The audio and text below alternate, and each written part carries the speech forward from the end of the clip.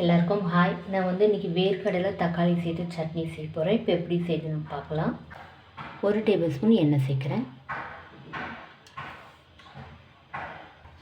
1 table spoon கடலைப்பருப்பு சேர்க்குறேன்.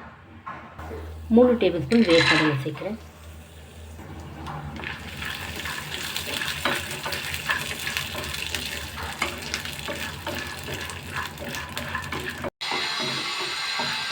அவ்வளோதான். லோ ஃப்ளேமில் 3 நிமிஷம் ஆகுது. போதும், நான் எடுத்துறேன். இன்னும் 1 டேபிள் ஸ்பூன் எண்ணெய் சேர்க்குறேன். 6 காஞ்ச மிளகாய் சேர்க்குறேன். 4 பல்லு பூண்டு சேர்க்குறேன். 2 துண்டு இஞ்சி,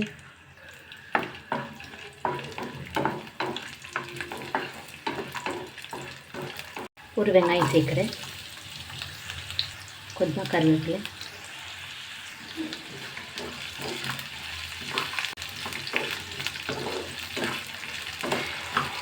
ரெண்டு தக்காளி கட் பண்ணி வச்சுருக்கேன். கொஞ்சமாக புளி சேர்க்குறேன்.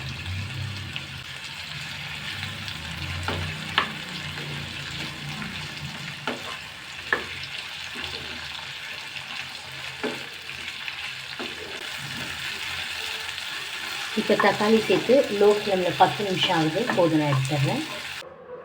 வறுத்த வேர்க்கடலை கடலைப்பருப்பு உள்ளே சேர்த்துறேன்.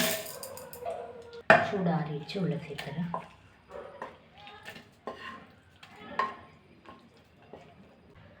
தேவையான அளவு உப்பு சேர்த்துறேன். தண்ணி சேர்த்து அரைச்சி எடுத்துடலாம். அவ்வளோதான், நான் அரைச்சிட்டேன்.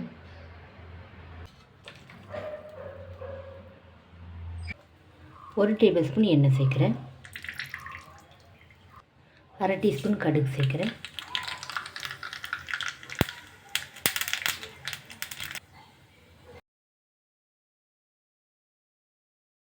கொஞ்சமாக பெருங்காயத்தூள் சேர்க்குறேன். ஒரு காஞ்ச மிளகாய், கொஞ்சமாக கருவேப்பிலை.